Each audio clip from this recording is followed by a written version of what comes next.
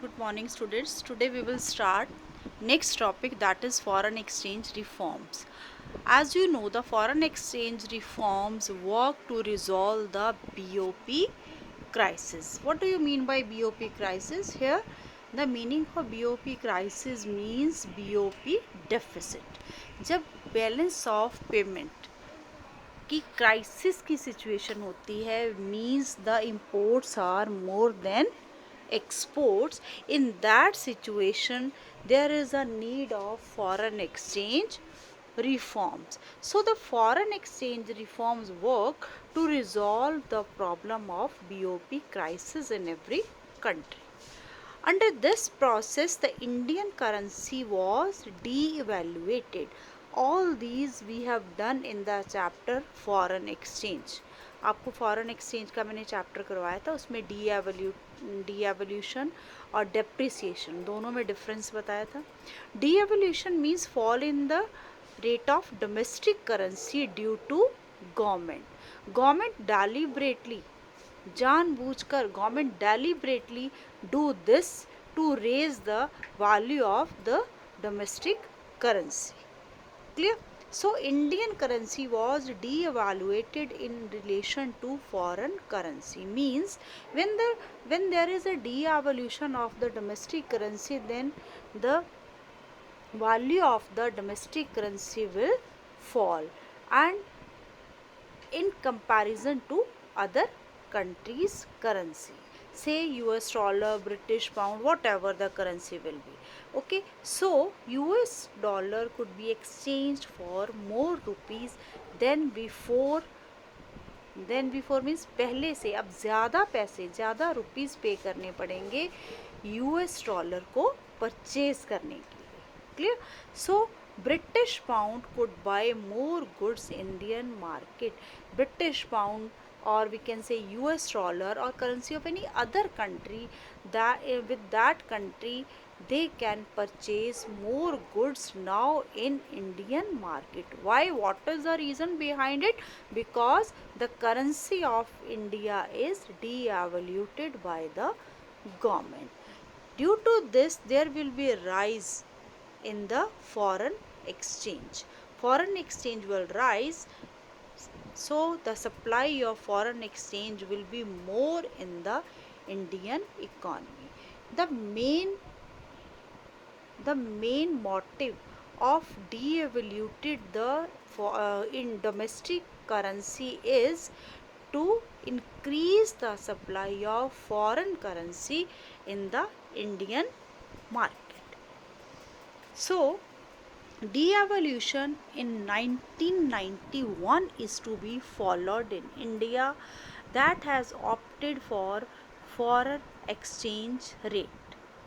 Now the exchange rate in the Indian rupee in the international money market is determined by the forces of demand and supply.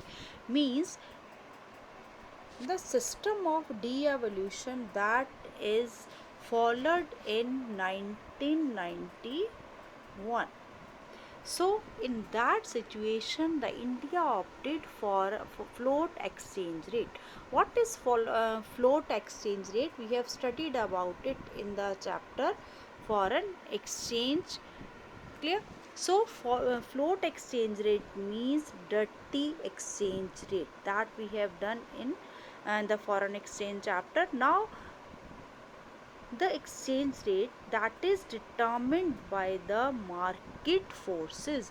What do you mean by market forces? Market forces mean the forces of demand and supply in the international money market.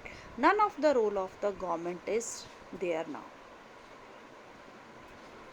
Now the next is trade and investment policy reforms.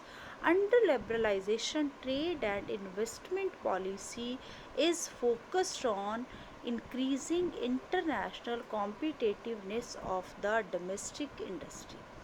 अब India में trade और investment policy क्यों start की गई, क्यों इसमें reformation किए गए, क्यों इसकी जो भी शॉर्टकमिंग्स थी उनको ख़त्म करके नई policies, trade and investment policies were established. The main focus is to increase the international competitiveness of the domestic economy, means so that the domestic goods can compete the goods of the other country in the international market. Clear? The second main objective of this policy is inducing foreign investment in the domestic economy.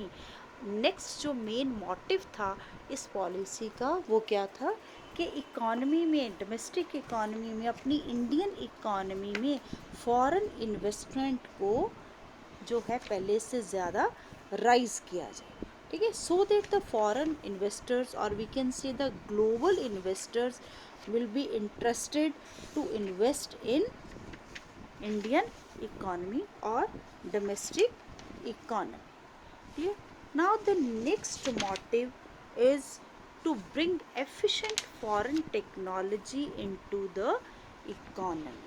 Next जो main motive था इन policies का वो क्या था कि अपने country में innovative technology, modern technology को जो है वो फॉरेन जो भी कंट्रीज़ हैं, डेवलप्ड कंट्रीज़ हैं, उनसे जो है इंपोर्ट कर सके. Clear? So the trade and investment reforms work carried out in the form of first removal of quantitative restrictions on imports and exports. Clear? So the main motive is to the trade and investment policy is first dismantling of quantitative restrictions on import and exports, or we can say removal of quantitative restrictions on import and export. Import और import पे जो पहले restrictions लगाई गई थी कि इससे ज़्यादा क्वांटिटेटिव रिस्ट्रिक्शंस होती हैं कि उसकी क्वांटिटी के ऊपर, कि इससे ज़्यादा क्वांटिटी या बाहर से किसी भी रेस्ट ऑफ द वर्ल्ड के किसी भी देश से इंपोर्ट नहीं कर सकते. क्लियर? तो वो रिस्ट्रिक्शंस जो थी वो under these policies, trade and investment policy reforms के बाद जो है वो रिमूव कर दी गई. Clear? So the import of manufactured consumer goods or we can say agriculture goods were remove. दोनों पे, whether it is consumer good or agriculture good, दोनों टाइप्स के गुड्स के ऊपर इंपोर्ट और इंपोर्ट एंड एक्सपोर्ट रिस्ट्रिक्शंस, जो भी quantitative, इनकी क्वांटिटी के ऊपर रिस्ट्रिक्शंस थी वो रिमूव कर देगी. Under which policy? The trade and investment policy reforms. Clear? Now the second one is reduction in tariff rates. What do you mean by tariff? Tariff, you know very well, tariff means taxes. Tariff means taxes. So जो tax rate थे those were reduced under trade and investment policy. जितनी भी tariff restrictions लगी हुई थी उनको moderate किया गया, पहले से इम्प्रूव करने की कोशिश की गई. Clear? So that there will be withdrawn from many items of the export and import. बहुत सारी ऐसी आइटम्स थी जिनको हम इंपोर्ट एक्सपोर्ट करते थे, उनके ऊपर से सारी रिस्ट्रिक्शंस जो है हटा दी गई, ताकि जो है without any restriction any country can import or export their items. Clear? Now the next one is removal of import licensing. Clear? Now what is the import licensing? कोई भी product rest of the world, किसी भी देश से import करने के लिए there must be licence. क्या ज़रूरी था? पहले लाइसेंस होना ज़रूरी था. That is issued by the government of the country. Now this system was removed except in case of hazardous and environmentally sensitive industries. जो इंडस्ट्री hazardous से environment sensitive industries थी उनको छोड़ के बाकी सब के ऊपर से ये रिस्ट्रिक्शंस जो हैं, लाइसेंसिंग सिस्टम की जो रिस्ट्रिक्शन थी उसको रिमूव कर दिया गया. Under which policy? Trade and investment policy reforms. Now the next target is the removal of export duties. Duties here, the meaning of duty is now again the duties. Here duties means taxes again. Okay. So removal of export duties means export जब हम अपनी domestic economy से कोई भी goods export करते थे international market में, for that we have to pay tax. Now under these policies there is a removal of export duties, means export duties were removed to increase the competitive position of Indian goods in the international market, so that our goods can compete with the goods in the international market. Okay, now all these are the trade and investment policy reforms. Okay, अभी तक हमने जितनी भी reforms करी all are under the liberalization. Now the next topic is privatization. First of all, you should know the meaning of privatization. Privatization is a process of involving the private sector ownership of state owned enterprises. It means जब government sector में से अपना share कोई भी public sector जो है अपना share government sector में से पब्लिक सेक्टर में से विड्रॉ कर लेता है, then that establishment, that industry will become privatized. वो टोटली प्राइवेट हो जाता है. क्लियर? सो प्राइवेटाइजेशन एक ऐसा process that has involving the private sector ownership of the state owned enterprises. State owned means government undertaken, public sector enterprises. ठीक है, जब उनमें से गवर्नमेंट अपनी इन्वॉल्वमेंट ख़त्म कर लेती है. ठीक है, गवर्नमेंट अपनी जो भी शेयर है या फुली अगर गवर्नमेंट के अंडर है तो गवर्नमेंट विड्रॉ कर लेती है अपना share, that becomes private. It means withdrawal of government ownership from the public sector enterprises. Means कि गवर्नमेंट अपनी ऑनरशिप अपना शेयर उस पब्लिक सेक्टर एंटरप्राइज में से विड्रॉ कर. Clear? There are two ways to privatise the enterprises. Enterprises को privatise करने के टू वेज हैं. The first way is outright sale of the government enterprise to the private entrepreneur. Means जो भी government department है government establishment है उसको totally sell कर देना किसी भी प्राइवेट एंटरप्रेन्योर को. Means now the owner is totally private. Private entrepreneur is the owner. There is no role of the government in that establishment. The second way to privatize the government sector, or we can say the public enterprise, is withdrawal of government ownership from the mixed enterprises. जो mixed enterprise, जैसे मैंने आपको बताया ना कि कुछ share है government का, मान लो 40% शेयर गवर्नमेंट हेल्प कर रही है उसमें शेयर है और 60% किसी प्राइवेट ऑनर का है, या 60% गवर्नमेंट की हेल्प आ रही है या 40% प्राइवेट एंटरप्रेन्योर का शेयर है किसी भी पब्लिक एंटरप्राइज में. उसमें से जब गवर्नमेंट अपना शेयर विड्रॉ कर लेती है then that establishment will become totally private. So there are two ways, these two ways are of privatization. Now why there is a need of privatization? Privatisation की ज़रूरत क्यों पड़ी? पब्लिक सेक्टर एंटरप्राइजेस में क्या problems थी कि उनको privatise करना पड़ा? Clear? So there was a need of privatisation because of the poor performance of the government sector. Government sector means public sector undertakings. इनकी परफॉर्मेंस जब अच्छी नहीं आनी स्टार्ट हो गई, जब इनमें करप्शन, पिलफरेज, कि इस तरह की प्रॉब्लम्स कुछ क्रिएट होनी स्टार्ट हो गई, इनएफिशिएंसी, ठीक है, like this. So that is why there is a need of privatisation. So how we will write it? Look at here. The first reason to privatize the government sector is that the process of industrialization was initiated during second 5 year plan, assigning a key role of PSU. ठीक है, first main बात क्या थी कि industrialisation के process में during the second 5 year plan हम बात कर रहे हैं, there was a main role of public sector undertaking. As we have studied in the previous chapter also about the IPR 56 Indian Policy Resolution 1956, इसके बारे में हमने पिछले चैप्टर में भी पढ़ा. In previous chapter we have studied about it that there are the three categories of the industries.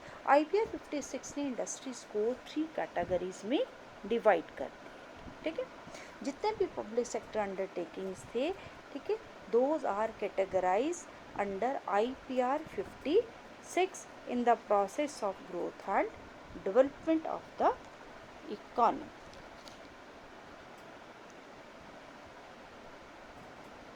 Now, due to PSUs, India has its industrial base and there was structural transformation. ठीक है, कह रहा जो public sector enterprises थे उन्होंने Indian economy के industrial base को totally जो है वो चेंज कर दिया. There was structural transformation, structure पूरा इंडिया का चेंज हो गया due to public sector undertakings. And people started shifting from agriculture to industry for their livelihood. अपने गुजारे के लिए अब लोगों ने एग्रीकल्चर को इग्नोर करके किधर शिफ्ट होने लगे लोग? इंडस्ट्री की तरफ, क्योंकि इंडस्ट्री में उनको अच्छी जो है जॉब्स, जैसे हम कहते हैं कि full of the year jobs मिल रही थी, जॉब अपॉर्चुनिटीज़ इंक्रीज़ हो गई थी पहले से. और एग्रीकल्चर में क्या था? सीजनल प्रॉब्लम थी, सीजनल एम्प्लॉयमेंट थी, सीजनल अनएम्प्लॉयमेंट भी थी कि कुछ टाइम काम किया बाकी टाइम फ्री रहते थे वो. Okay, and there was a gradual increase in the percentage contribution of the GDP due to PSU, public sector undertaking.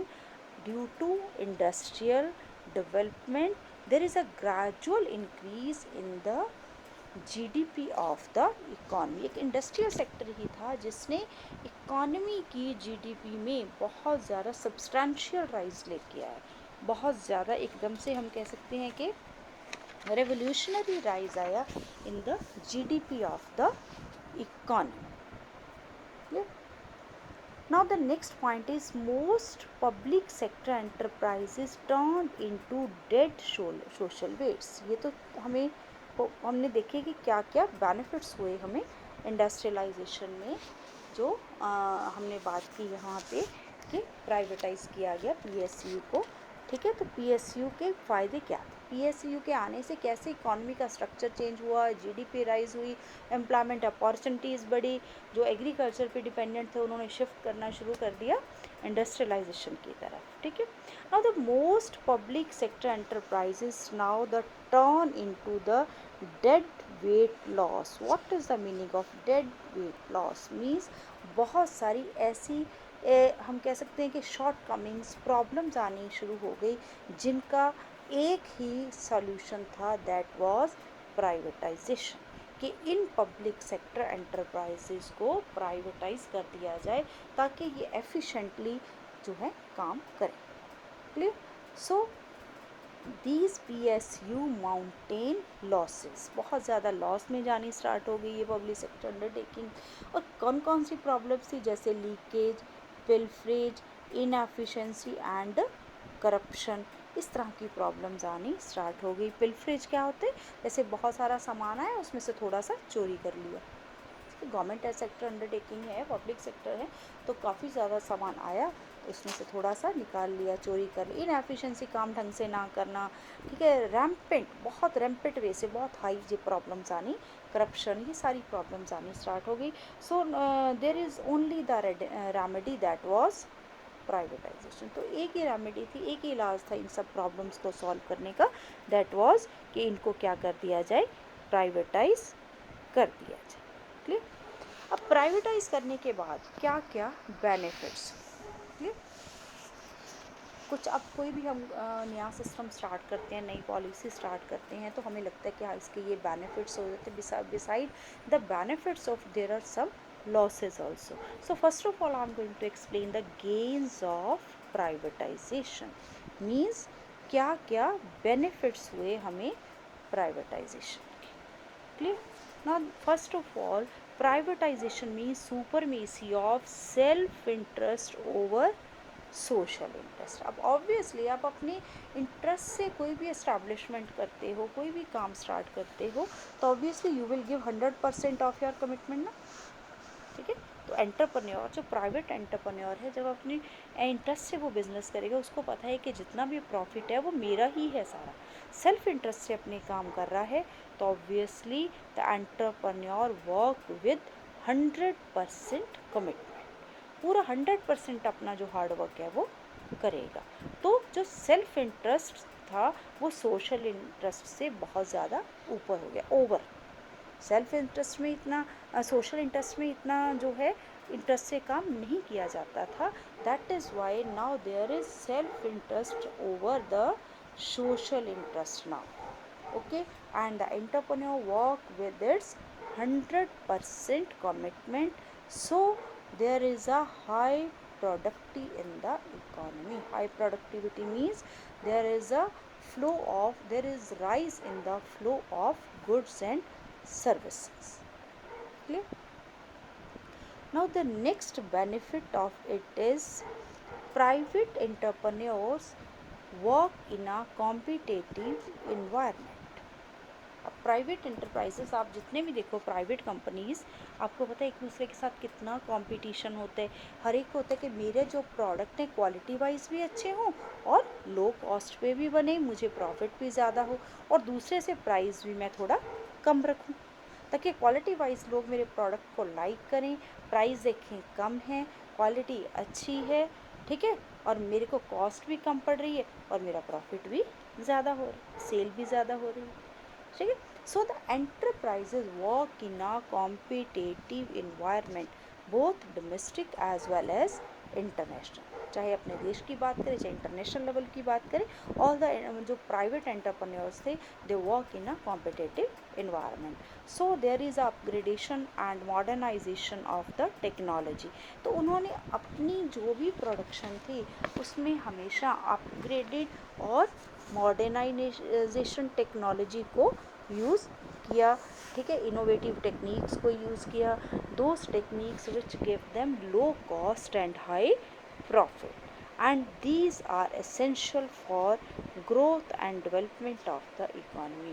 तो किसी भी इकोनॉमी को ग्रो करने के लिए, डेवलप करने के लिए ये सारी चीज़ें जो है ये ज़रूरी होती हैं। Clear. Now the next point is privatization promotes diversification of production. Variety of goods are there. Diversification means there is a wide range of the goods. Clear. Private enterprises generate high profit, so private sector enterprises are capable of refining the benchmark of growth. यही कारण था कि PSU को जो है privatise किया गया, क्योंकि प्राइवेटाइजेशन के कारण ही प्राइवेट सेक्टर एंटरप्राइजेस ही थे जो कैपेबल थे कि एक अच्छा बेंचमार्क होते हैं कि हाईएस्ट जो है रैंक अचीव किया जाए, जो अभी तक किसी ने भी ना किया हो। That is only possible due to privatization. Clear. Now the next is under privatization the consumer is independent. Main बात, प्राइवेटाइजेशन के अंडर कंज्यूमर जो है ये टोटली इंडिपेंडेंट है, because there are wider range of the goods and services in the economy due to privatization, and consumer is independent to choose the better quality of life. Here the consumer is totally independent, he can choose any product for their consumption. Clear. Now Beside these gains, there are some losses of the privatization. Now, what are the losses? The first one is that once PSU are sold off to private entrepreneurs, the social interest was totally lost. अब social welfare की तरफ तो ध्यान देना जो public private enterprises थे उन्होंने ख़त्म ही कर दिया.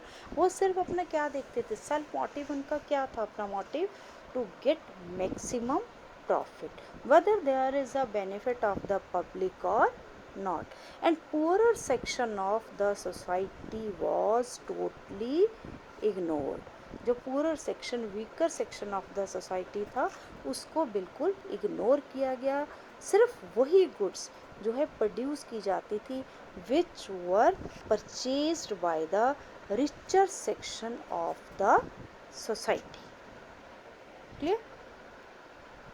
Okay, now your this topic privatization is completed with this point. Goodbye, have a nice day.